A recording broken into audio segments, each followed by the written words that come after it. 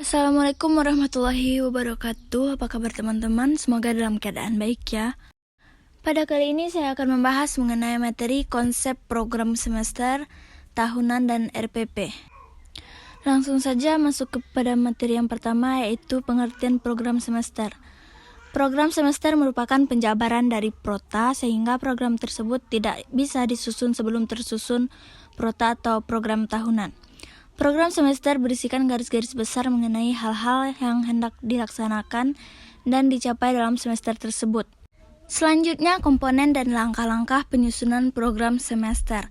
Komponen-komponen program semester meliputi identitas, yaitu satuan pendidikan, mata pelajaran, kelas, semester.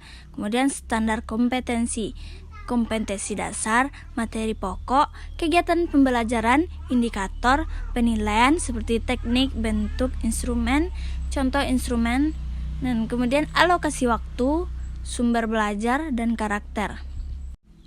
Sedangkan langkah-langkah perancangan program semester setelah menyusun program tahunan adalah yang pertama, menghitung jumlah hari belajar efektif atau HBE dan jam belajar efektif atau JBE setiap bulan dan semester dalam satu tahun. Kemudian selanjutnya, mendistribusikan alokasi waktu yang disediakan untuk suatu KD serta mempertimbangkan waktu untuk ulangan serta review materi. Kemudian guru selanjutnya menentukan alokasi waktu dari setiap kompetensi dasar atau KD. Yang berikutnya, pengertian program tahunan. Program tahunan merupakan program umum setiap mata pelajaran untuk setiap kelas berisi pokok-pokok pembelajaran yang hendak dicapai dalam satu tahun dan dikembangkan oleh guru mata pelajaran yang bersangkutan. Program ini perlu dikembangkan oleh guru sebelum tahun ajaran dimulai karena merupakan pengembangan bagi program-program berikutnya. Selanjutnya, komponen dan langkah-langkah penyusunan program tahunan. Komponen-komponen yang harus ada dalam penyusunan program tahunan adalah sebagai berikut, yaitu yang pertama, identitas seperti mata pelajaran, kelas, tahun pelajaran. Kemudian, format isian yaitu semester, standar kompetensi, kompetensi dasar, materi pokok, dan alokasi waktu. Sedangkan langkah-langkah penyusunan program tahunan ini yaitu yang pertama, menelaah kalender pendidikan dan ciri khas satuan pendidikan berdasarkan kebutuhan tingkat satuan pendidikan. Yang pertama yaitu menelaah jumlah kompetensi dasar suatu mata pelajaran. Selanjutnya, menandai hari-hari libur, permulaan tahun pelajaran, dan minggu efektif. Selanjutnya, yang terakhir, menghitung jumlah minggu belajar efektif ke dalam KD, materi pokok, dan submateri pokok. Berikutnya, pengertian RPS.